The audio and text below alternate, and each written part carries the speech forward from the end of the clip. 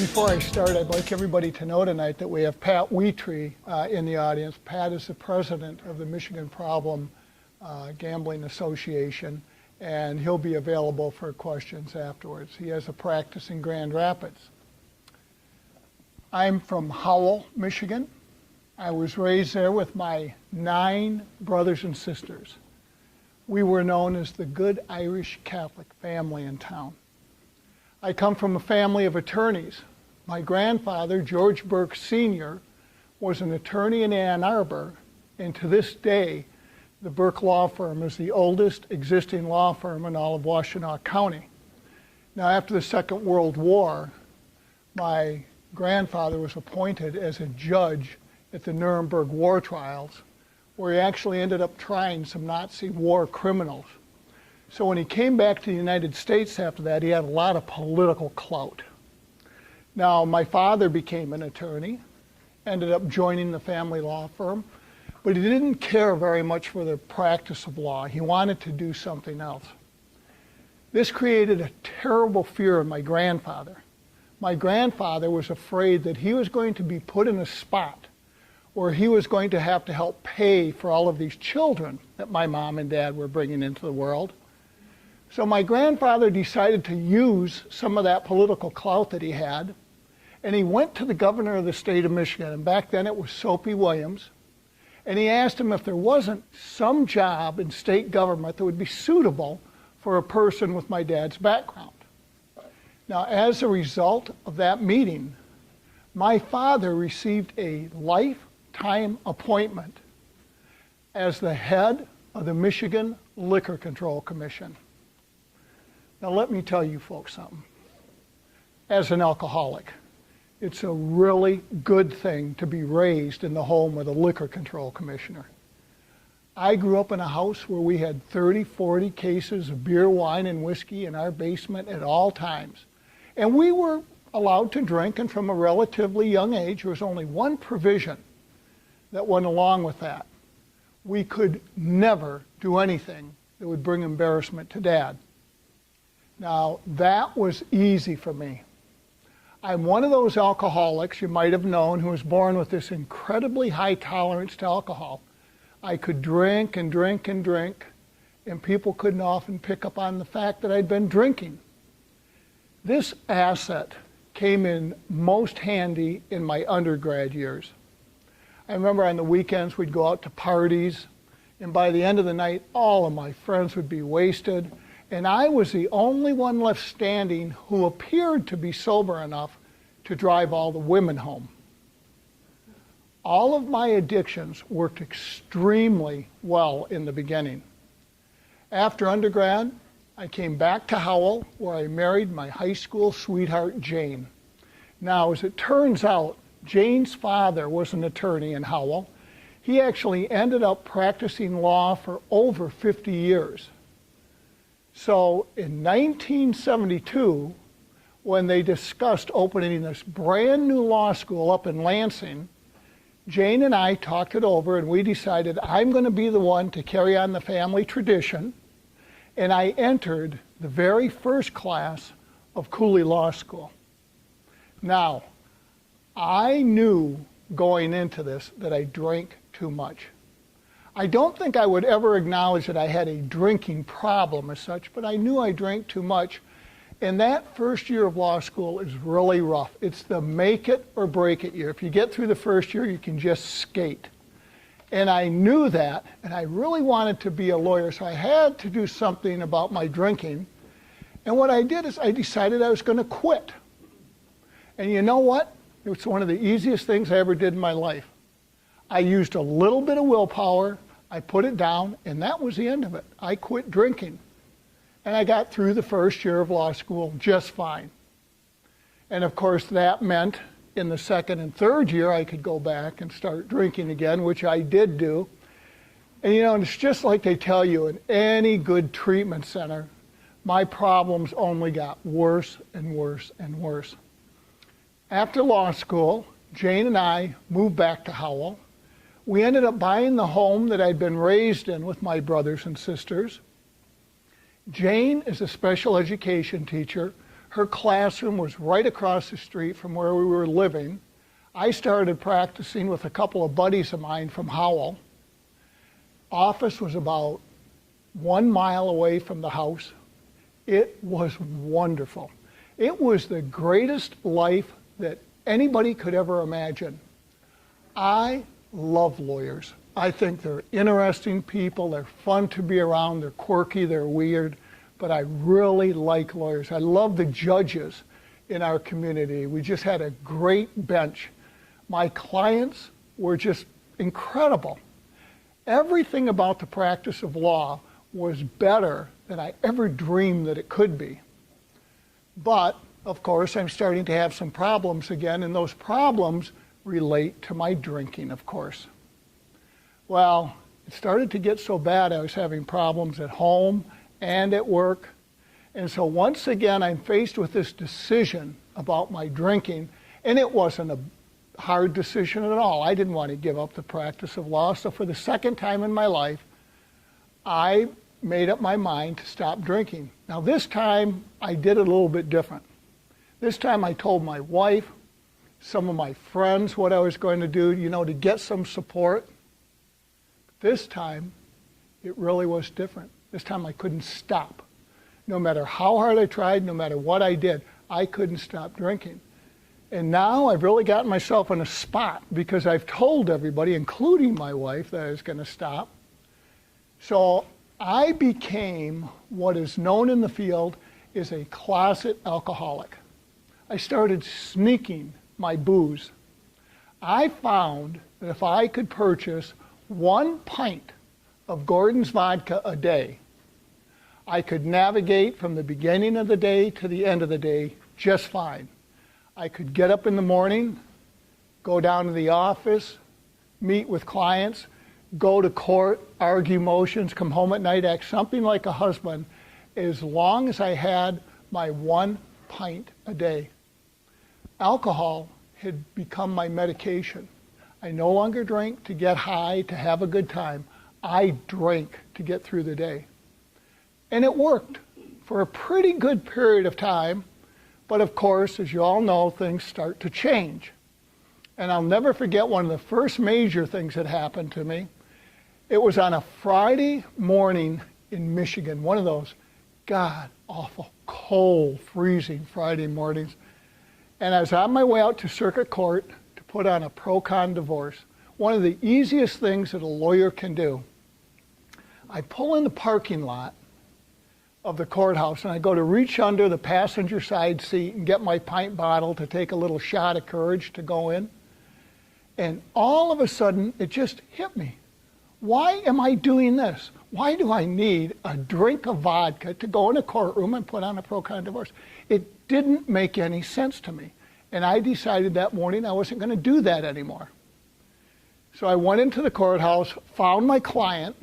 We had her sworn in, put on the stand and sworn in. I go to put on the proofs. I couldn't do it. My hands were just shaking. Water was running down my face. I couldn't get any words out. The judge saw what was going on, and he took mercy on me, and he put the proofs on for me. Well, after my client left the courthouse, I remember I walked back into chambers, and I apologized to the court for what had gone on, and the judge looked at me and he said, "Mike," he said, "it's no big deal." He said, "I've seen this happen to a lot of young attorneys." He said, "You got a little excited, you got a little anxious." He says, "You know what? Don't worry about it. It will probably never happen to you again." Well, I remember leaving the courthouse that morning, going out and getting in my car, and I reached under the passenger side seat, and there was that bottle of Gordon's vodka. It'd been in there all night long. It was like a block of ice. To this day, I can remember taking the top off and taking that first hit, and that wonderful feeling, as it goes down into your chest and it just burns in your stomach. And I remember as I was driving away from the courthouse, I said to myself, I swear to God, I'll never do that again. I swear to God, I'll never do that again. I will never go into a court of law without having a drink first. It wasn't too long after that, I'm on my way out to court again, and I've got to stop and get my bottle. Now, for those of you who know it, Howell is a really small town. And back in the 70s, it was a lot smaller than it is today. Everybody knows everybody's business. I could not have the people in this small community thinking that one of their new young attorneys had a drinking problem. So I had 8, 9 stores where I could buy my bottle, different party stores, so that nobody would ever pick up on the fact that I might have somewhat of a drinking problem. Well, I remember this morning as I came walking into this party store off Michigan Avenue, and here was the clerk behind the counter bagging groceries. There were 3 women standing in line. I come in, I'm dressed in a suit. I've got my leather coat that goes down to the floor. And as I go to walk by them to get in the end of the line, the clerk looks at me. He puts down what he's doing, turns around, reaches back into the wall, gets a pint of Gordon's vodka, puts it in a brown paper bag, and handed it between 2 of the women to me as I went walking by. I looked at him and I thought, you son of a bitch. I had the $2.80 in my hand that pint of vodka cost. I remember as I was leaving this store that day, though, I figured out how I was going to get even with him. I was going to bankrupt him. I'd quit buying my booze there. I was back in his store within a week buying another bottle. And then the bottom falls out. That wonderful, beautiful tolerance that I'd had all of my life drops. And now I'm really starting to lose control over my drinking, and I'm getting into a lot of trouble. I'm getting into a lot of trouble at work and at home. It got so bad that one morning Jane left for work, and I'm standing in the kitchen, and I made up my mind I was going to leave her. I went down to the office. I got a quick claim deed. I signed the house over to her, and I got $2,500 out of our joint savings account, and I decided that I was going to move to Las Vegas. Now, a lot of people would say, well, why Las Vegas? Well, it was easy. People go out to Las Vegas, they drink, they gamble, they laugh, they have a good time. I had been so miserable for so long, all I wanted to do was go somewhere where I could have a good time again. I left the house that morning, and everything that happens after that is lost in an alcoholic's blackout. The next thing I can recall is I kind of come to, I'm sitting in McCarran Airport in Las Vegas between 2 of the biggest cops I ever saw in my life. And this one guy is looking at me and he wants to know what's going on. And I told him, I said, I had gotten into Vegas the night before, and that it was my intention to walk from the airport downtown to one of the casinos where I could drink and gamble and have a good time and have some fun. But that while I was walking downtown from the airport downtown to the casinos, I had been held up at gunpoint and somebody had stolen all of my money. And he looked at me and he said, Burke, you're lying. And he said, and it's so simple. He said, I'm going to tell you how I know you're lying. I've been a cop out here for a lot of years. And in all of those years, I have never heard of one single person who walked from McCarran Airport downtown to the casinos. He said, it's 5 miles. He said, people will take a limousine, a taxi, a bus, they'll rent a car. He said, nobody has ever walked from the airport to downtown. He said, now, I will grant that I've heard of a few cases where people have had to walk from the downtown casinos back to the airport. He says, but that's a whole different story. I said, look it, I don't want to fight with you. I don't want to argue. I just want to go home. Can I call my wife? And he said, sure. And I called Jane, and she wired me out the money for a ticket, and I got on the next flight back to Detroit. Now, I knew that things were going to be very bad because I met in the airport by 2 of my lawyer buddies. And I sat in the back seat on the drive back to Howell. They never turned around, never said one single word to me. Well, we finally get to the house, and I would really love to tell everybody in this room that Jane and I had a discussion. But that's not what happened. Jane looked at me and she said, Michael, you have a terrible drinking problem. If you don't do something about it immediately, our marriage of 10 years is going to end. Well, we lawyers like to say at a point in time like that you have a weak negotiating position. I knew I was in trouble. I knew I had to do something. So I agreed to get help, and I agreed to go into Brighton Hospital. Now, Brighton Hospital, back in 1978, was a 30-day inpatient program. And the program literally turned my life around. I learned so much in that 30-day program. I learned what alcohol was. I learned what an alcoholic was. I learned what alcoholism was. Now, some people have said to me, what's the big deal? Well, I'll tell you. Here I was, an attorney, sending my clients off to treatment every week. I didn't have a clue. I didn't get it. I didn't understand it. I learned it all right there. Some of the best lectures I ever heard in my life. One of my favorite lectures was given by Dr. Russell Smith. Russ Smith was a world-renowned speaker on alcoholism. And he did this one presentation on trading addictions. I remember all of the patients are sitting in the chapel, and he said, my biggest fear for you folks is that you're going to walk out of Brighton Hospital, you're going to leave the addiction that brought you into the hospital right here, and you're going to go down the road and you're going to trade it for something else. He said, you people are the ones, if you can smoke it, if you can swallow it, if you can snort it, if you can inhale it, if you can inject it, if you can roll it. He's talking about rolling dice and gambling. He said, you are the people who can become addicted to it. Stay away from it. I bought the program hook, line, and sinker. Brighton Hospital literally turned my life around. The first year after Brighton Hospital, my first daughter, Amy Elizabeth, was born.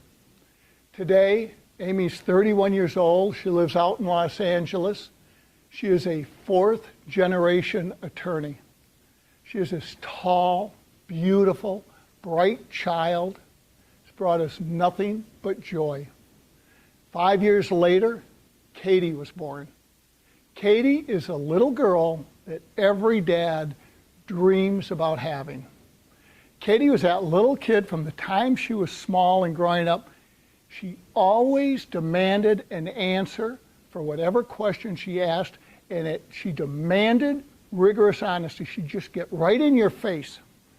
Katie might be the most honest little girl I've ever known in my life. I'll tell you how honest Katie is. For the men in here who have young daughters, you're going to find out as they get a little bit older that there's stuff going on in their lives you really don't want to know anything about. And you got to trust me on this. With Katie, if I ever made the mistake of asking her, she would tell me. Just total honesty. Today, Katie is a fourth-generation teacher. She teaches first grade over in Gobles, Michigan, and lives right outside of Kalamazoo. She is the light into my soul.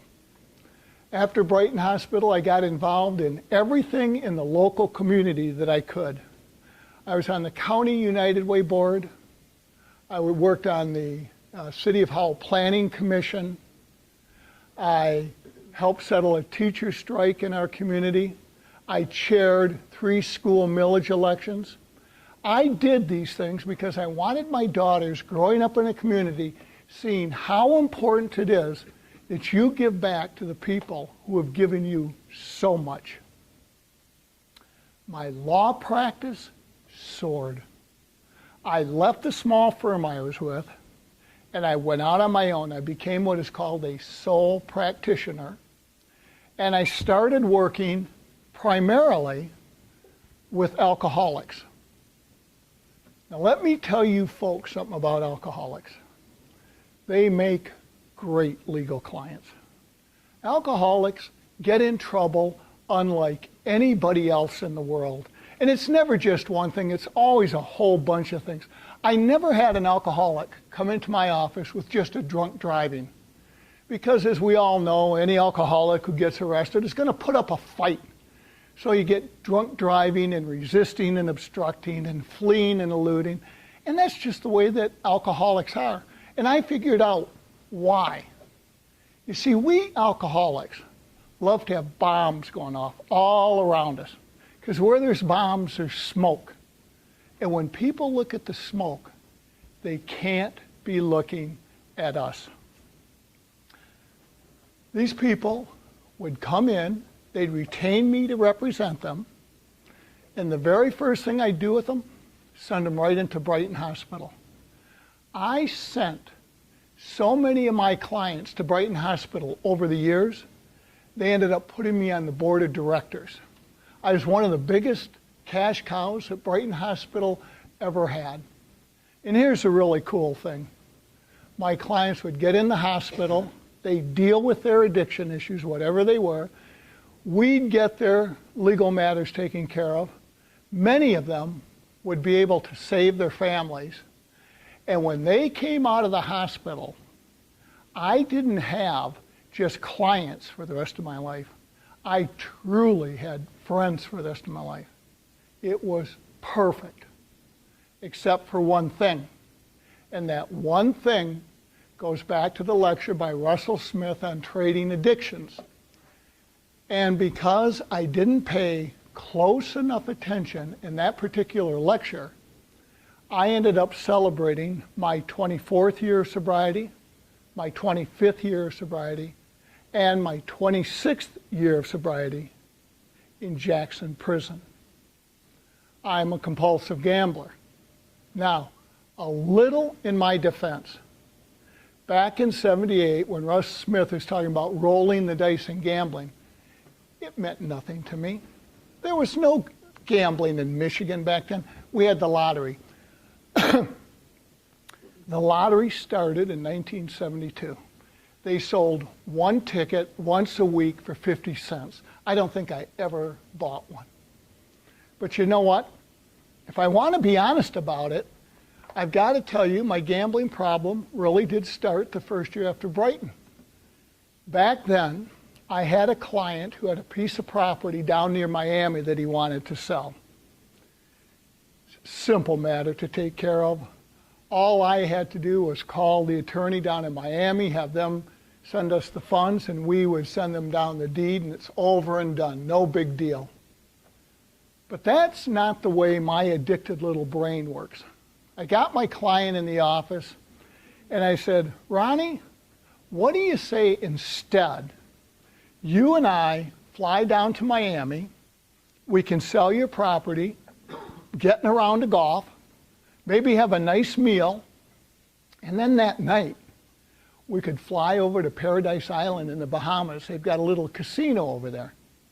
And he said, it sounds like a great idea. And you know what? That's what we did, and that's exactly the way it went. Nothing unusual happened. We flew into Miami, sold his property, played some golf, had a great meal, and then we flew over to the Bahamas. They leave you there about 4 hours, bring you back. Nothing unusual happened until I get home. When I got home, I told my wife and my friends about everything that we did on that trip, except about the casino. I never mentioned it. And every person in this room knows that's a lie. When you withhold information from somebody with the specific intention of deceiving them, it's a lie. It's that simple. The foundation of every addiction is built upon lies. The most important thing I'm going to tell you tonight, the foundation of Every single addiction is built upon lies. And I started to build the foundation of my compulsive gambling addiction on that first trip. Now, it wasn't too long after that, Jane and I decide we're going to go out to Las Vegas.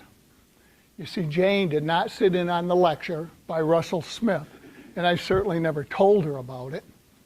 And back then, in the late 70s, it was a really big deal to travel from one side of the country to the other side of the country to go out to Las Vegas.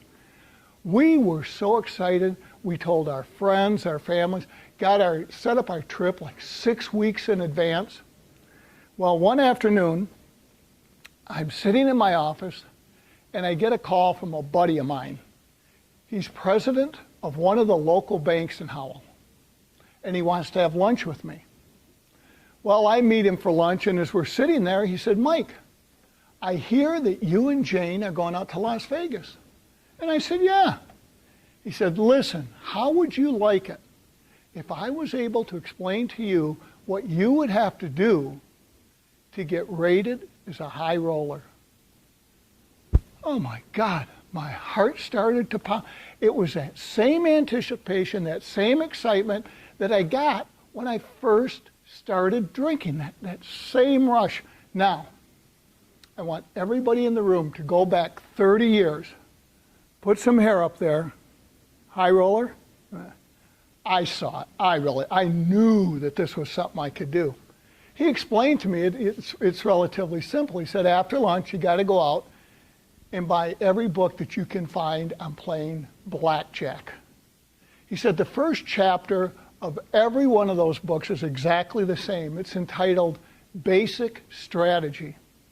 He said you learn how to play blackjack following basic strategy. He said you can never deviate on one single hand. If you do, you will not get rated as a high roller.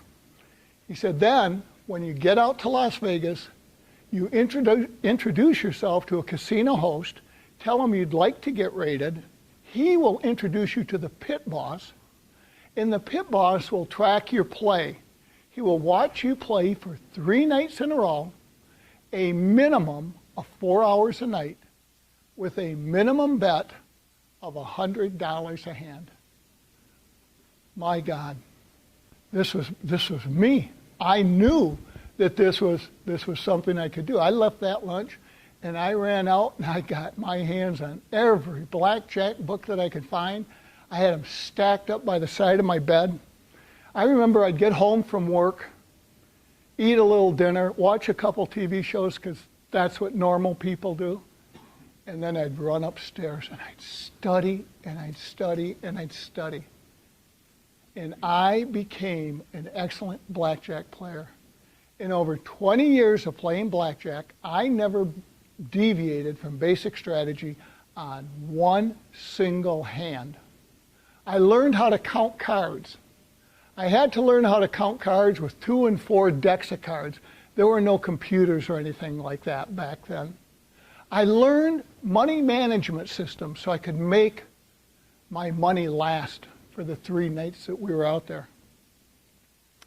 Finally, it came time to go out to Las Vegas. You know what?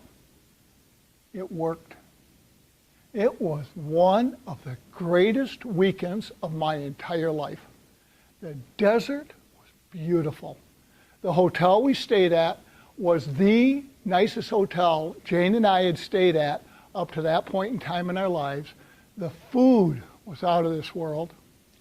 The very first Vegas-style show we ever saw were these 2 magicians with wild animals. They were just goofy. Their names were Siegfried and Roy. One of them just got eaten by a lion or tiger a couple years ago, but back then it was absolutely a wonderful show. And the gambling, in all honesty, I cannot tell you tonight if I won or lost money. I really don't remember. But what I can tell you about that trip is that on that trip, I got rated as a high roller. Now, let me tell you what that means. A few months later, I'm sitting in my office one afternoon. My secretary brings in the mail, and here is a letter from Harrah's Casino in Lake Tahoe, inviting the two of us out for a long weekend. They are going to pay for our flights, our room, our food, and any shows that we want to see because I'm a high roller. Well, to be real honest with you, I didn't know where Lake Tahoe was back then, but I knew we were going. There's no question about that. Now, for those of you who have never been to Tahoe, you first fly into Reno.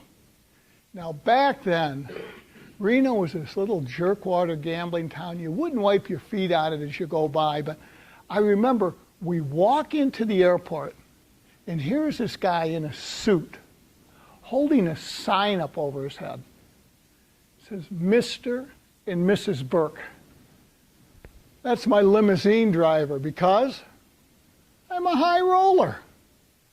We get outside, and this guy's got a limousine that goes from this podium out through the back wall, and it is loaded with everything that you can imagine, just for the two of us, nobody else.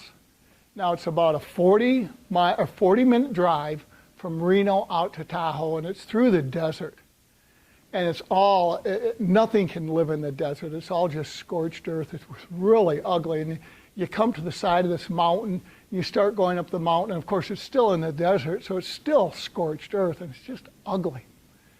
But then you crest over the top, and you look down into the valley, and I will tell you, it's one of the most beautiful sights I ever saw in my life. It just takes your breath away. And as we're going down into the valley, our driver turns around, and he points over there, and he says, you guys, you see that little mesa right over there? He said, that is where they actually filmed the opening scenes of Bonanza. I swear to God, I looked over there, and I thought I could see little Joe and Hoss Cartwright sitting up on their horses. This was so cool. We get to Harrah's. I don't go through check-in. I'm a high roller. They take us right through up to our suite of rooms. I walk into the dining room, and here on the dining room table is a basket filled with fruit and cheese and just all kinds of wonderful goodies. And then I walk into the bedroom. The TV set is recessed down into the floor. You've got to hit a switch on the wall, and it comes up out of the floor. All of this for this young punk kid from Howell, Michigan. The only thing that I could even come close to comparing it to back then, Jane and I had just seen the play Annie, about little orphan Annie. And there's this one scene where Annie is finally leaving the orphanage to move into Daddy Warbucks' mansion, and she walks in for the first time, and she's looking around in complete awe, and all of a sudden she says, I think I'm going to like it here. And that was me. I had found my calling in life, the calling of a high roller. Unfortunately, this is where the line really starts in earnest. This is where I really begin to build the foundation of my compulsive gambling addiction. But before I can tell you about that, let me tell you just a little bit about my wife, Jane. I told you that I practiced law for 25 years, primarily with alcoholics. I learned something early on about alcoholics. For some reason, a large number of the alcoholics that I worked with had spouses who suffered from no addictions whatsoever, none. You know, and I could never figure out what it is, how they pick us. I don't know if we emanate an odor or what it is that we give off, but these people really seem to find us. That's the way Jane is. Jane is addicted to nothing. When we were dating and I was drinking, we'd go out for dinner. And, you know, after a really hard day, I might have 2, 3, some nights, if it was a really bad night, have 4 drinks, you know, to relax and come down after a long, hard day. Jane would order 1 drink. Now, I got to tell you something. That is a concept to this day I don't understand. Why in God's name would anybody order one drink? You can't get high. You can't get a buzz from it. It doesn't taste that good. It's always seemed to me to be such a waste of alcohol. And on those nights when Jane wanted to drive me right over the edge, she'd drink about half of it. And I'd sit there and I'd look across the table at that glass and I just want to reach over and grab it, and knock it down because I knew the busboy was going to have it. Jane felt the same way about gambling that she did about drinking. She didn't like it. She just didn't. She couldn't stand being in the casino. In the beginning, I used to get her one of these little buckets, and we'd fill it up with tokens, and I took her out on the floor, and I showed her how if you put 2 tokens in, you pull the lever, God, sometimes you hit it, and you got some money back. Well, she did that for a while, and then one day she said to me, she said, Mike, she said, I really don't like doing that. She said, those tokens, they make your fingers dirty. Well, as it turned out, that was a good thing. She stayed out of the casino, and I could gamble my little brains out. Unfortunately, I knew one thing going into that trip for sure. No question about it. If I lost money on that trip, we would never go back out west again. That would be the end of it. So I started a practice on that trip that would continue for the next 14 years. Without Jane's knowledge at all, I brought an extra $4,000 in $100 bills out to Las Vegas with me. And when we're on the charter flight going back to Detroit and the captain asks, do we have any winners on board? I reach in my pocket, I pull out the $4,000 and I gave it to Jane. And she said, oh my God. She said, how wonderful is this? They paid for everything? This trip was totally free and we made $4,000 on top of it? She said, this is the greatest vacation I ever had. And you know what? All predicated upon a lie. And the lie had nothing to do with making Jane feel good. The lie had to do, obviously, with me being able to go out there year after year. The saddest part about it, I think I could have gotten away with it for the rest of my life. You see, I had one of the best practices in Livingston County. I made plenty of money. I had everything that I ever needed or wanted. And we'd only go out there once a year. So even though I lost money gambling and I had to give her money on the trip home each year, I had the whole year to make it up. So it was easy for me to handle that. But that all changed in 1994 with the opening of Casino Windsor. See, they've done a lot of studies on gambling. One of the major studies is called the proximity study.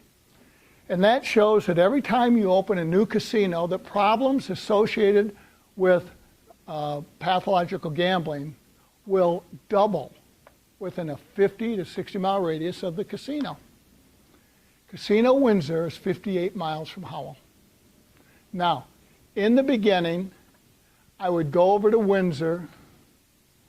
In the beginning, I would sneak over to Windsor a couple days a week. I'd go for a couple hours at a time, take, $300 with me to gamble, play blackjack, just to relax. I work hard, I'm a good husband, I deserve it. Never told anybody that I was going over there. And I literally would sneak through that tunnel and go over for a few hours and just play some blackjack. And I always thought, what's the big deal? Well, let me tell you what the big deal is. If you lose $300 twice a week, that's $600, or in the first year, $30,000. And like any other addiction, it's only going to get worse. And that's what was happening to me. I was losing more money and larger sums of money and spending more time over there until after about 5 years, I got myself in a position I had never been in before in my life. I was broke and I owed a lot of money. I felt that I had no choice back then except to go to some old clients of mine. These people had won the Michigan lottery, and they had won a big one. They came to me because they didn't want anybody else knowing who they were for all the obvious reasons. So what I did for them is I just set them up in a trust. And that way, every year for 20 years, the state of Michigan paid their check into the name of the trust. The trust paid the federal and state taxes, sent the rest of the money to them every year. Nobody ever knew who those two people were. To this day, nobody knows who those two people are. They thought I was the greatest lawyer in the world. I told them I needed to borrow $75,000 to get out of a real financial jam that I was in. Let me tell you what kind of people they are. The husband pulled out his checkbook, threw it on the table, drew me out a check on the spot for $75,000, and he said, Mike, you have not only been a great lawyer for us over the years, you've been a wonderful friend. We are not the least bit worried. We know we're going to get our money back from you. I gave them a promissory note, my promissory note, for $75,000. Now, how many of the people in this room think that I took that $75,000 and paid off all my debts? Nah, that's not what an addict does. I am now at the stage of compulsive gambling that they call chasing. In other words, I no longer want to own a yacht or a mansion or anything like that. I want my money back. And that's all I want. And every time I go through the tunnel, and now I'm going over there more often and I'm gambling higher amounts of money, and every time I go through that tunnel, I make the very same prayer. I say, Dear God, if you just let me win my money back, I swear to you, I will never gamble again. I swear to you. Well, it's about this same time those two people who lent me the money come into my office to let me know that all of that money that they'd won has not made them happy, and they want to get a divorce, and they asked me if I could handle it. And I said, sure. Well, as it eventually turned out, in the final property settlement of the parties, the wife decided to take, as a very small portion of her share of the total estate, she decided to take my promissory note for $75,000. You see, she liked me. She liked me a lot. After the divorce was over and done, she'd come into my office in the morning before my secretary was there, and we'd sit and talk, have coffee. And she was always giving me money. In fact, one day she said to me, she said, you know, Mike, the reason I'm giving you all this money is I know you're going through a very hard time financially. And she says, it makes me feel good to be able to help you out. Well, I wanted her to feel good, so I kept taking the money. This went on for 9 months. Finally, one morning, she's sitting there, and before I can even bring up the subject of money, she looked at me and she said, Mike, is this relationship ever going to take a next step? I knew what she was talking about. But now I've got myself in a real jam. You know, I've got to come up with some good reason why we can't have a relationship, or I'm going to lose my gambling money. And I remember I'm just sitting there staring at her and then all of a sudden it just came to me. I looked at her and I said, you know, I'd really like to have a relationship with you, but I can't because I'm Catholic. To this day, I have no idea where that came from. She was absolutely livid. And you know what? Rightfully so. It was the first time that it actually hit her that my only concern was to get as much money out of her as I could for whatever reason. She didn't know. She blew out the door of my office. A few days later, I'm sitting at my desk and I get a call from an attorney in Lansing. He says, Mike, I'm sitting here with your client, and we demand you be in this office tomorrow afternoon at 4:30 to discuss the $300,000 you've stolen from her. Well, I get up to his office the next day, and they're both sitting there, and I'm explaining how he really didn't steal her money, how she wanted me to be happy. But it was an old timer, and he looked at me and said, Mike, don't even go there. He said, let me tell you how it's going to work from this point on. He said, my client is going to the state bar tomorrow, and she's going to file a grievance against you with the bar. They will determine how you got her money. He said, what I'm going to do is I'm going to sue you in Livingston County for the $300,000 where you live. He said, I imagine that will make a pretty good headline in the local newspaper. Well, I knew I couldn't let that happen, or I'd be exposed for the person I had become. So we had to come to an agreement, and eventually we did. I agreed to pay her back the $300,000, and here's how I'm going to do it.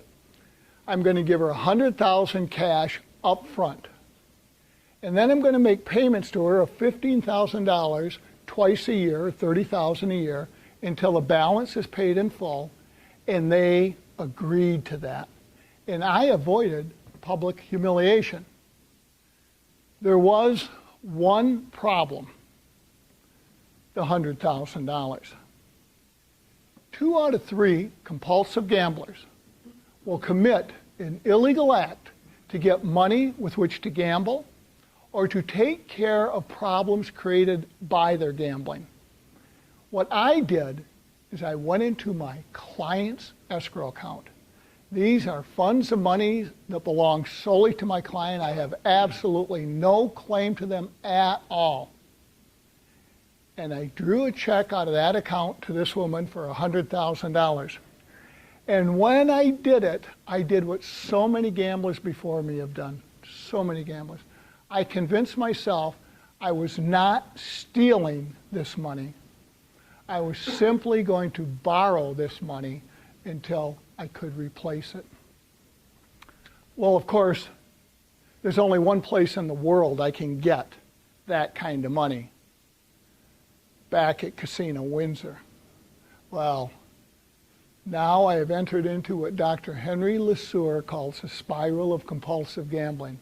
I'm getting new clients into my office, getting their cases, settling them, getting money as fast as I can to get money into the account to pay the clients who are threatening me physically for their money, and still having enough money to get back over to Windsor and gamble. And now I'm gambling more often and larger sums of money.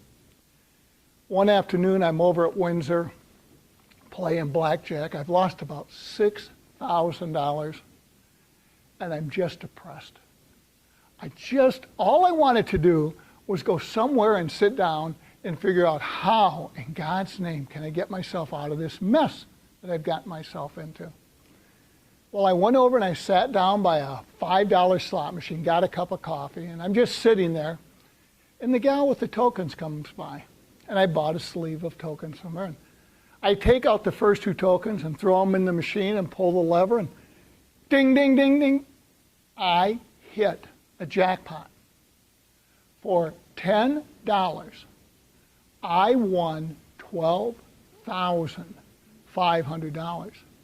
Now, I'm sitting there sipping on my coffee, waiting for them to come clear me the machine and pay me my money.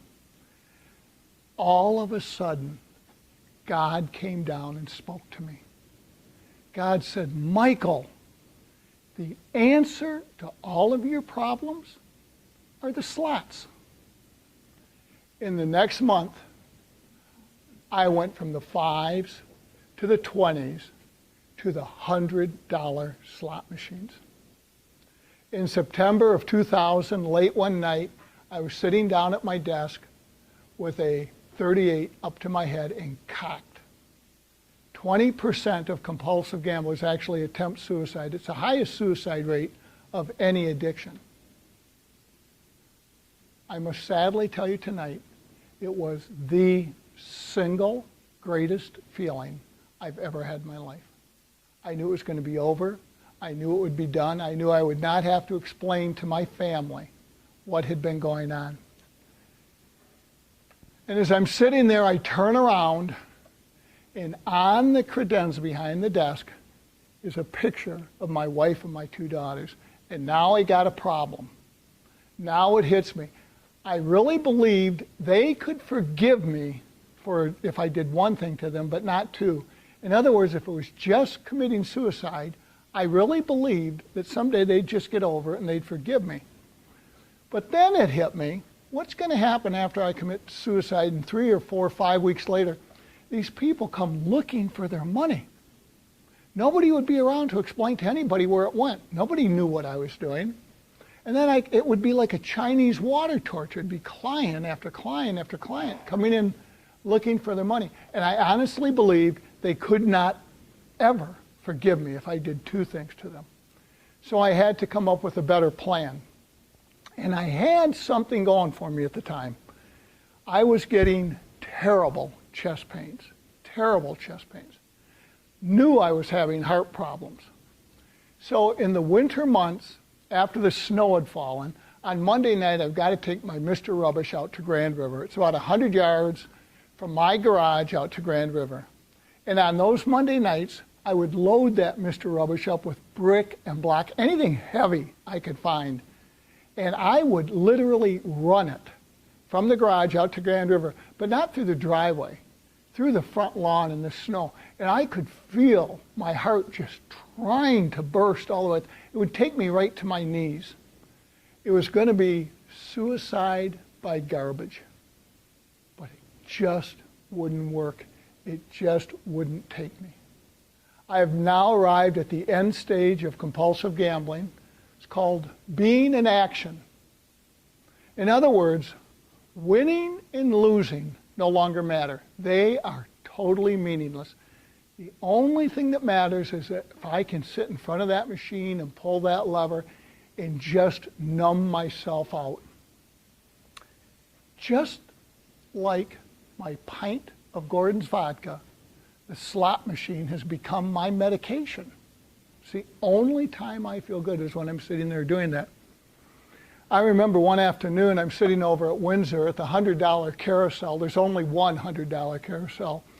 It has 5 machines on it. I have hit jackpots on 3 of the 5 machines. They owe me between $120,000 and $140,000.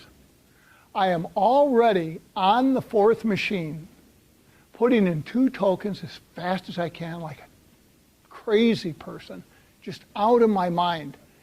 And as I'm doing that, a casino host who knew me really well, he'd known me for a number of years, and he was really happy to see that I was finally winning something because he knew how bad it had been for a long time.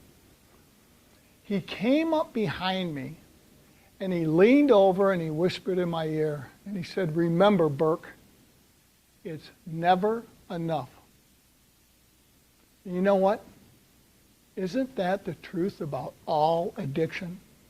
Whatever addiction it is that a person suffers from, it can never be enough to cure the problems that it causes.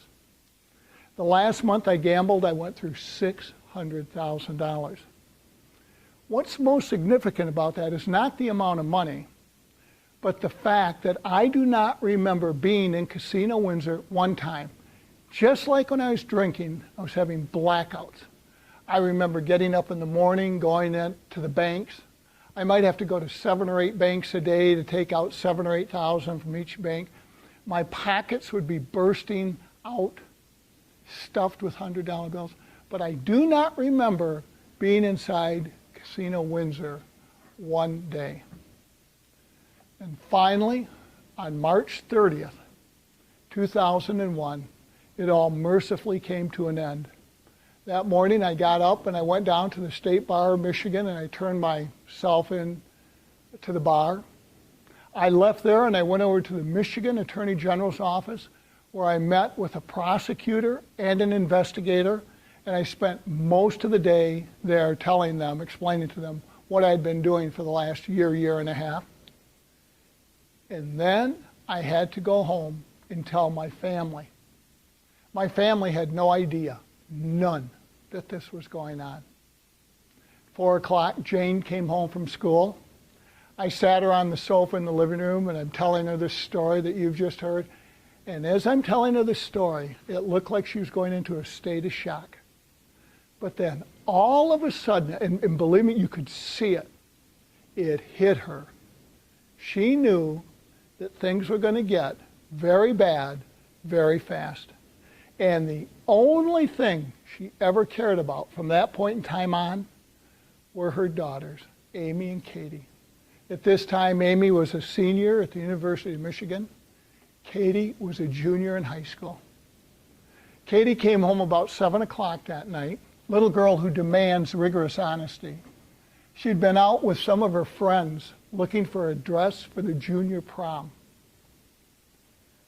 I had to sit Katie down in a chair and tell her the story, and as I did, tears ran down her face, her little body just shook. She never said a single word until I finished. And then she turned to her mother and she said, "Are you going to allow this man to stay in this house?" A couple hours later, my brother-in-law came and picked me up, took me over to Ann Arbor, and we got Amy.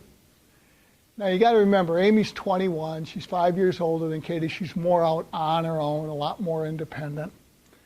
And we sat in the back seat on the way back to Howell. And all I can remember is I was telling her the story. All the way home, she just kept rubbing the back of my hand, saying, "Dad, don't worry. Someday, everything will be okay again. Someday." On the following Tuesday, I was arraigned on one count of embezzlement of a client's funds over $20,000. And now, wouldn't you know it, now that I don't need it anymore, the heart starts to act up. That night I end up in St. Joe's Hospital, and after 2 days of testing, my cardiologist came in and he said, "We have some bad news. You have 3 major blockages. We're going to have to perform emergency triple bypass surgery on you tomorrow morning. You should talk with your family tonight." A couple hours later, a Catholic priest came in to give me the last rites. I told him to get out of my room. I did not want to be forgiven. I wanted to die, and I wanted to go straight to hell. I felt that was the only punishment appropriate for what I had done. Well, obviously, I get through the surgery, and 9 days later, I come home. I remember I'm sitting on the sofa in our living room, and there's a wooden table in front of me with a big bowl on it filled with cards and letters from friends and family. But in the middle of all of it is a letter from Casino Windsor. And I thought, why would they send me a get well card? Well, I opened it up. It was a restraining order, restraining me from coming upon their premises because I was an undesirable person. Now, they made a statement to the Detroit Free Press. They said, "We don't want people like Mike Burke in our casino. We want the nice, normal, average gambler, the guy who brings in $50, and if he loses it, he's had a good time and he goes home." But you know what? That's not really true. You see, 7% of the people who gamble account for 50% of the casino profit. 5% of the people who buy lottery tickets purchase 50% of the lottery tickets. 7% of the people who consume alcohol consume 50% of the alcohol. Addiction is addiction is addiction. It's just that simple. Finally, on June 18th, 2001, in a courtroom where I'd practiced law for 25 years, I was sentenced to serve 3 to 10 years in Jackson Prison in order to repay to my victims the sum of $1.6 million. The next day I was turned over to the Michigan Department of Corrections to start serving that 3-year term. And I can tell you that every single day I was in prison, I was absolutely terrified every day. But you know what? When you get in a spot like that, you got to make up your mind about what you're going to do. You're just going to end everything or try to make something of it. And that's what I decided I was going to do. I decided I was going to get better physically, emotionally, and spiritually. And that's what I did in the 3 years I was there. But what helped me the most? My family. They sent me books on compulsive gambling. And in the 3 years that I was in Jackson Prison, I became an expert in the field of compulsive gambling. I've been home now 7 years. Today, I do work at Brighton Hospital. I lecture to the patients. I've lectured to over 8,000 patients. I do work on behalf of the Michigan Bar Association. Of course, I've been disbarred, so I can't practice law anymore. I do work with the American Bar Association. And a couple years ago, they published my book. The name of the book, oddly, is Never Enough.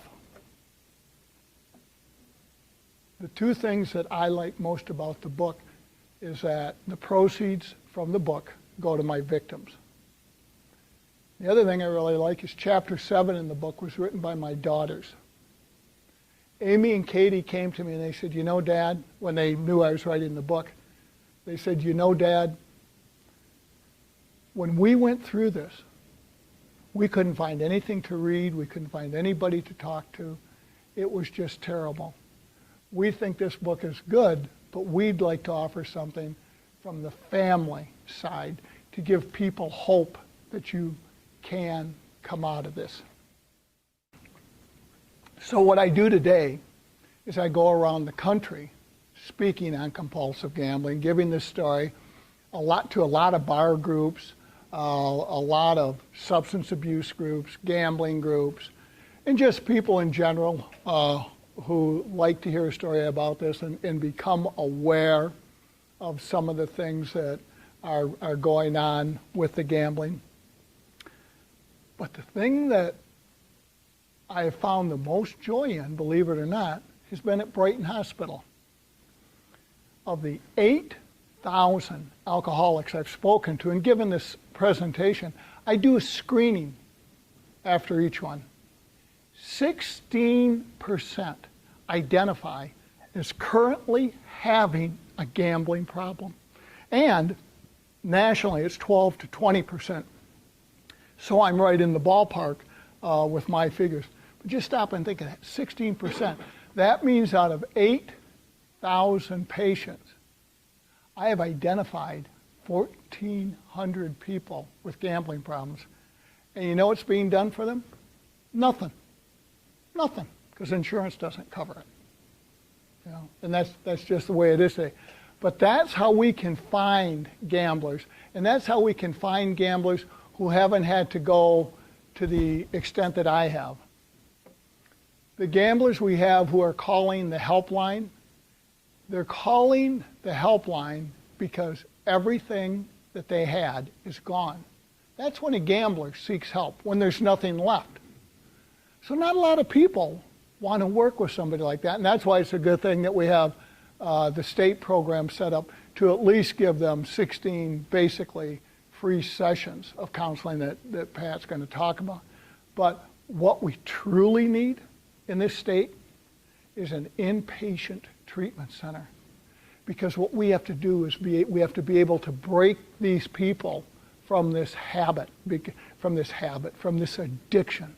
Because it is a devastating addiction. It takes everything. It drains everything out of you. What's most interesting, of the 84% who don't have a gambling problem at Brighton, the majority of them don't gamble at all. They're unlike you. The people in this room, most of you go out and gamble once a year or twice a year at a casino, buy lottery tickets, stuff like that. These alcoholics don't do it at all. And it drove me nuts. I couldn't figure out why are they so different besides the obvious? And then you know what? One day it just came to me. It was so simple. The addiction that brings them into Brighton Hospital is working just great. They don't need it. But here's what happens to them. They get out of Brighton Hospital, they get in a good 12-step program, they get into their aftercare program, and then a year or two down the road, they start going to the casino a little bit. They start buying the scratch-offs a little bit. They start going to, how many people know about our charity Texas Hold'em poker rooms? No? Yeah. I mean they are real. We have 200 of them in the state of Michigan today. And there's one everywhere. And it works. What you have to what I would hope that you'd understand about addicts is that in the beginning, our addictions work. They're wonderful. They're great. They do everything that we expect them to do. We control the addiction. And then, somewhere down the road, we lose control of the addiction. Addiction takes control of us, and we are done. And that is truly the way that addiction works. And that's what's happening with these alcoholics. They're going out, and they're going to the poker rooms, they're going to the casinos, they're just goofing around with it for a period of time, and then 3, 4, 5, 8 years later, they cross that line into addiction, and they're done. In the last 7 years, the majority of gamblers I have met, the majority come from a substance abuse background, either themselves or somebody in their family. If we really want to do something about dealing with this extremely small percentage of people who have a gambling problem, large number, but small percentage, it's simple. We just start hitting the people in recovery before they start. At the bottom of my screening, I have a spot for the patients to make comments. And I literally have hundreds of these sheets that say the same thing. They say, "Dear Mr. Burke, I don't gamble. I've never gambled. And after hearing your presentation, I never will gamble." That's how we can help gamblers. Get the word to them before it starts. Works with other substances, doesn't it? You know, why not do the same thing with, and not just gambling, ladies and gentlemen, all of the process addictions, the pornography, the sex, the shoplifting. You know, let's face all of these and understand that they will take us back into the addiction. I'm going to bring Pat up in a minute, but I want to tell you one interesting thing about the study that I'm finding out. The people who come into Brighton Hospital with co-occurring conditions, gambling and drinking, if they go out and they gamble, they will drink again. The 84%ers who come out of Brighton Hospital as recovering alcoholics who have never gambled before, if they gamble, they don't drink. They don't drink. Isn't that interesting? If you have a family member with a problem, or you know somebody who's got a family member with a problem, you tell the spouse who doesn't have a problem to tie up the money.